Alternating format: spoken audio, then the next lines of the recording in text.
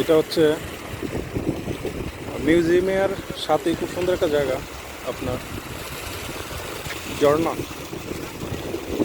ঝর্ণার ভিতরে আপনার হয়তো বা নাইট মোড দেখে এরকম লাগতেছে, দিনে আবার খুব সুন্দর লাগতো, এখনো নাইট মোড এই জন্য আর কি।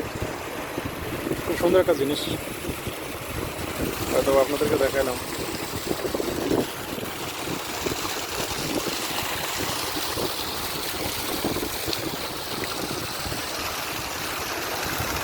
এটা মনে হয় ফুল হয়ে যায় না?